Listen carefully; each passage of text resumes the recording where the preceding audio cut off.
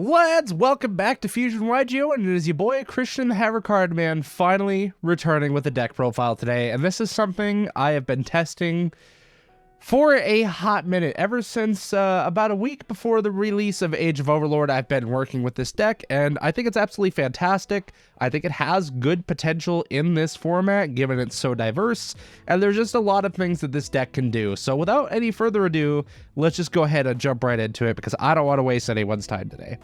So, starting off with the deck profile here, we are playing triple Girsu the Orcust Mech Knight. Absolutely fantastic card. Probably best starter in the deck. We are also playing 3 Orcust Nightmare. You actually don't mind seeing Nightmare in hand anymore. Yeah, card's good.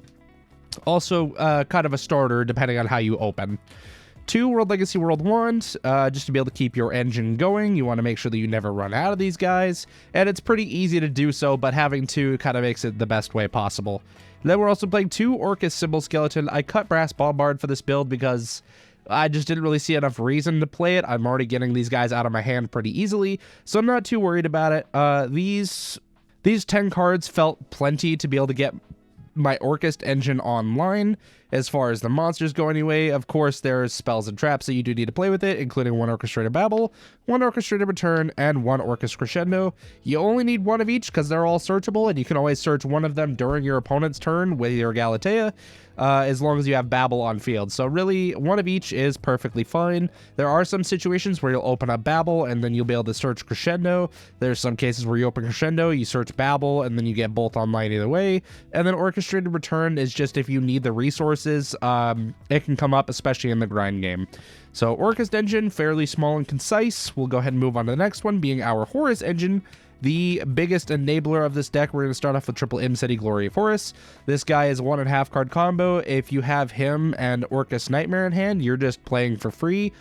You get to pitch both of these, add a King Sarcophagus, and draw a card, so your hand's back to normal. You have a Horus name engraved, you have an Orcust name engraved, you're already set to go and play. It's just absolutely fantastic.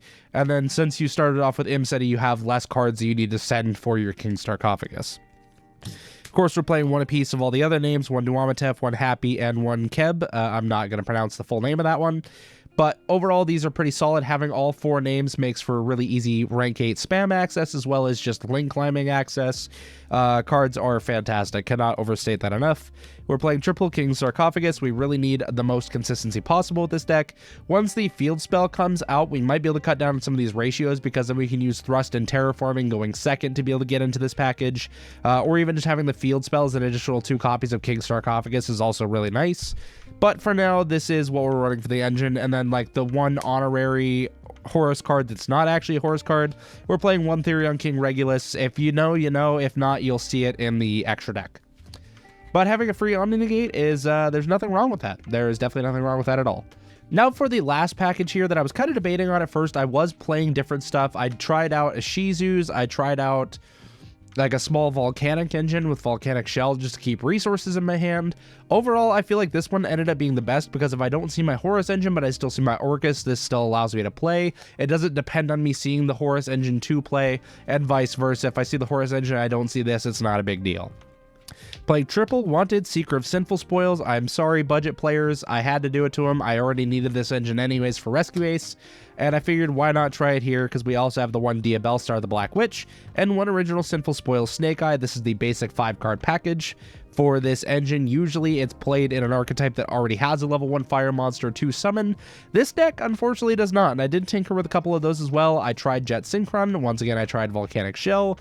Neither one of them really felt all that right. Jet Synchron, I already lose too much card advantage to be able to afford an extra discard, and Volcanic Shell just fills up too many slots in the deck that it kind of gets a little bit rough. What I opted to do instead is I actually took a play out of the Rescue Ace book. We were playing 1 Rescue Ace Hydrant and 1 Rescue Ace Preventer. This package is actually insane for being just 2 cards. Yeah, it's 2 bricks in the deck, but if you open up Hydrant, your Snake Eye can still summon it. If you open up the Preventer, you can still summon Hydrant and then be able to summon Preventer out. So what this does is going second, if your opponent has a dark monster in graveyard, it's an instant Link 4 without having to normal summon. 9 times out of 10, that's going to be an access code without a single normal summon. It's also not really going to cost you that much advantage at all. Going first is just extra Link bodies, which gets to be really helpful. Basically, is you Snake Eye to summon out your Hydrant. You can Hydrant search for the Preventer. Preventer is also an extra level 8 too, which is fantastic, but we'll get into that in a second. So you link off the Hydrant, and then you banish it from graveyard to summon your Preventer. If you're going first, you use Preventer as a level 8 for your rank 8 plays. It just basically means you have one less discard. So then that way, when you use him for a rank 8, you can detach him as material, and he just specifies if he's sent to the graveyard, not from where. So his effect will actually still trigger. So if you detach him as material from a rank 8, you still get to summon your Hydrant back, and you just like free value. But if you're going second, you do the same thing. You get your Preventer on field. Before getting any other monsters on field, you'd have a Link Karibo and a Preventer. You can link those two off for a Dark the Dark Charmer, special summon Hydrant back. And then you can, if your opponent has a dark monster in grave, you special summon it to your Dark Arrow. And then from there, you can go either link 3 into Unicorn, or you can link 2 into an SP if you really need that type of removal. But usually the Unicorn's going to be better, because then you can take the Unicorn in your last body into an access code, and it's just free. And then you still have the rest of your hand to play with. Like at that point, that's only cost you 1 card out of your hand, which is really nice. So I like that engine. So that's the last of the engines. We'll cover the non-engine real quick. I had to keep this short and sweet because the deck was actually, it required a lot of engine space to be able to function, but I think it still works out this way. We have a total of 11 non-engine slots, which still isn't too bad. We're playing triple Ash Blossom, just good card, covers a lot of the format. Playing triple Droll in the main. If this is a dead card, you just pitch it off of King Sark and you don't really care. We're playing triple Infinite Impermanence. This card is great just because it helps going first or going second, so it gives us that extra coverage to be able to play. Or we can even set it going first if we need to. And then 2 Triple Tactics. This deck really needs as many like 1 for 2+ interactions as possible. That's why I'm playing the Hydrant and Preventer, because this ends up being like a +2 on just this package. Basically, you need as many things to mitigate the card advantage that you're losing from the Horus engine as possible, and that's kind of what I opted to do here. I mean, I know Ash and Imperm don't really do that, but they're just such solid cards in the format. They can end a lot of decks' turns, or at least like stop your opponent's decks from getting too crazy, and then you have the rest of your hand to just play with. Triple Tack on 2 out of 3 of the effects is a minimum of a +1. If you triple tack to take a monster, you get your opponent's monster, then you can use it in battle phase to deal with another one of their monsters. So that ends up being a plus advantage. And of course, the draw 2 is just a +1 in card advantage. The only thing that like doesn't really come up with this card much is looping a card out of the opponent's hand, unless you want to be able to play around hand traps if you don't get like the Therion Regulus setup. So there is sometimes where that effect of triple tack does come in handy, but 11 non-engine spots in the deck does feel fine. Like I haven't really run into too many issues, because you don't want to open too many of these, because you end up having to discard these cards to stop your opponent, so it just kind of feels bad to do. So now for the extra deck, we'll go ahead and start off with the Link monsters here. We're playing 1 Link Karibo. This is good for the Gearsu token. This is good for the Hydrant. Link Karibo is just good. 1 Dark the Dark Charmer really helps with that Link climbing going second if you're going through the Preventer line. Absolutely love Dark, just a necessary card for the deck. Playing 2 Galatea, the Orcust Automaton, like bare minimum for an Orcust deck to play 2 of these if you want to keep your grind game up. That is what this deck does excel at, is grinding like absolutely crazy. All of your engines just constantly keep going every turn, and it's beyond fantastic. We're playing 1 IP Masquerena. Sorry, the other card got stuck beneath it. Playing 1 IP Masquerena, free Dark Link 2 that allows you to link summon during your opponent's turn for extra disruption. What more could you ask for an Orcust? Of course, paired with an SP Little Knight, also can play under the Dark Lock. Great going first or going second card if I could afford it. In both terms of money and space, I'd play 2, but it's kind of hard to fit the second SP in here. So 1 is just fine. We're playing 1 Nightmare Unicorn. Extra IP target, also helps going second to help break boards. Being a Link 3 that can get a card off the field, just fantastic. Of course, we're pairing that with our Link 4s, being 1 Appaloosa Bow of the Goddess. There are some cases where you go into this off of your IP, depending on how your turn 1 played out. Basically, you have 3 total IP targets that all come up in different situations and have their own benefits. So It's just good to have Appaloosa. Plus, you can like make a format Appaloosa off of the Horus engine if you need to. Like if you open like a King Sark and like 2 or 3 Orcust names, you can just pitch all of the Orcust names, get your Horus bodies on field, make a format Appaloosa to protect your plays, and then just go Orcust combo, and your Orcust Nightmare can actually give Appaloosa a 5th negate, which is insane. And then, of course, mandatory is the access code Talker, also dark, so you can play it under your Dark Lock. Basically, all of your links except for the Appaloosa are darks, so that you can play under your Dark Lock just fine.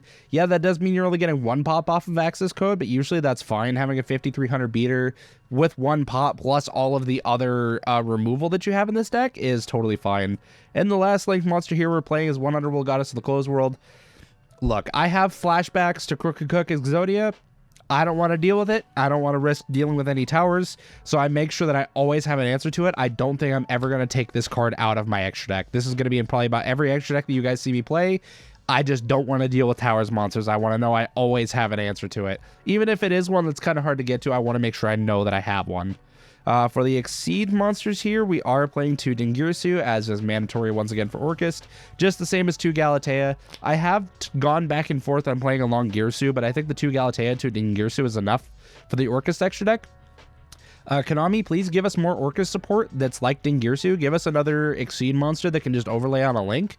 That would be absolutely PogChamp. Thank you very much. So 2 Dingirsu, you can make it with the Orcust engine, or you can make it with Horus. Just depends on what you need in the situation and what you have access to. You can make it with Orcust to play offensively or defensively, and same thing with the Horus engine. Like if you need follow-up, like all of your Orcust monsters are stuck in the Mana Stone, you can use 2 Horus monsters, make a Dingirsu, attach one of the materials, and then link it off, get those back in the graveyard, and be able to start playing again, which is fantastic. For the rank 8s that really tie the Horus and the Orcust together more than Dingirsu, we have 1, the Zombie Vampire. This allows both players to mill 4 cards, and then you can special summon one of those monsters that were milled to the graveyard.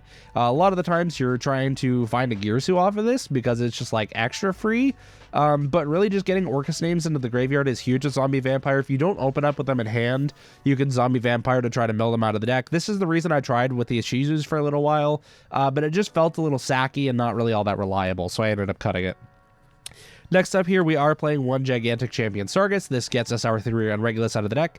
Basically, you use your 4 names going turn 1. You make Champion Sargus and Zombie Vampire. You get Zombie Vampire's effect off, Sargus's effect off. If you get an extra body off of your Zombie Vampire, you can link that and the Zombie Vampire off. But what I like to do is I link the Sargus and the Zombie Vampire off for like my IP or just a good starting play. And then I can use my Regulus to target this Sargus in graveyard to attach as a material. So I don't have to worry about having one of my Orcust monsters stuck on the field where it can't do anything. So that ends up coming up. And if your opponent Nibiru's you at that point, then like they're just wasting a nib. So it kind of puts them in a really rough situation either way. Like if they're just nibbing an IP, then like they're just wasting their time, and that's on them. Yeah, it does suck to lose the IP, but you can play around it just fine and not really care. And lastly, for the Exceed monsters in the main deck is a Superstar Slayer Typhon Sky Crisis. I know that Zeus would seem optimal in this extra deck, but finding space was incredibly hard for it. Typhon plays under our Orcust Dark Lock, so we can try to go full Orcust combo, and then be able to end on this going second. To help deal with more of our opponent's board and just be a floodgate, because our Orcust stuff does not care about Typhon. Dingirsu is 2600 attack, Galatea is 18, so you don't really care about not being able to activate your effects. You just deal with your opponent's board as they try to rebuild it, and then you're good to go, because the Typhon makes it really tough for them. So that's it for the extra deck. Let's go ahead and move on to the side deck, and I will warn you guys right now, this is not entirely complete right now. I'm still waiting on more cards to show up, because for some reason the Postal Service does not like me, so we'll go with what we got for right now. Okay, so for the side deck here, the only monsters that we're playing is we have triple Fantastical Dragon Phantasme. Yes, I know, gold rare. It's fine, it's cheap, it's affordable, it's playable. But like I mentioned earlier, we need as many 1 for 2+ interactions as possible. Phantasme fills this really well, but not every deck can play into a Phantasme, so we're just siding it. But this also just like helps improve our consistency. Like if our opponent only even summons an SP, we can still summon our Phantasme, and even if they chain the SP, then we just get a draw card. So at that point, we've just gone +1 for absolutely free. But if they leave the SP on field, And then we can just go ahead and draw 2 off of Phantasme and recycle 1 back. So if we open it with a brick card in hand, we just get to recycle it. Phantasme is actually great. It helps with a lot of matchups. It helps with Rescue Ace, Unchained, Infernoble, Manadium. There's a lot of decks that play Lynx. Like, the only one that's maybe debatable is Pearly, and even then, they're still playing, like, at least SP and some other cards. So, like, Phantasme doesn't really feel bad at all this format. And the last monster that we're playing is 1 Divine Arsenal double Zeus Sky Thunder. I know I said he doesn't really seem that great, and I can't really fit him into the main extra deck, but I figured if I can side him for games that I know I'm going second, like, just the Horus engine can make a Zeus on its own and be able to clear a whole board. Like, there is no reason not to play him. It's just hard for me to be able to play him in my main extra deck. So instead I side him just to make sure I have the option. So for the spells, we are running 1 Dark Ruler, 1 Foolish Burial, 1 Lightning Storm, 1 Harpy's Feather Duster for all of our normal spells. As you can probably guess, these are all thrust targets. That's why they're all at 1. I mean, these 2 are limited and this is semi-limited anyways. But this gives us extra options to be able to play through opponents' boards going second with thrust. Of course, you did see that I didn't main deck thrust, and currently, I'm not citing it either because, once again, the Postal Service doesn't like me. I got 2 ultimates on the way, but it's been stuck in a facility for like the last 3 weeks. So I'm still waiting on those 2 to show up. Once they show up, they will go into this side deck. So currently, it is only 13 cards, unfortunately, but that will be mitigated soon. And the last of the spell cards here, we're playing Triple Deck Lockdown because the only times that this deck cares about deck lockdown are with your Wanted Seeker of Sinful Spoils and your Imseti. And I guess your Champion Targets. Those are like the only times. But once you get through those, you don't care about deck lockdown because all of your engines revolve around sending to the graveyard and coming back from the graveyard. So deck lockdown really doesn't affect your deck at all. Yep, Floodgates, basically, is all I can say about it. And the only 2 traps we're playing, more thrust targets. We have 1 D-Barrier, 1 evenly matched. D-Barrier for going first, evenly for going second. Pretty self-explanatory. Not a super crazy complicated deck, but a very fun one that I've been enjoying for quite a while. Feel free to tinker around with it yourselves, guys. There is definitely ways to play this in budget, but if these engines are ones that you already have for other decks, then give this one a try. I think it's just a really good time. I think a lot of people can have fun messing around with it, maybe even get some good success at locals or potentially even regionals. If you decide to take it to a YCS, do so at your own risk because it is very susceptible to a lot of the things in the format right now.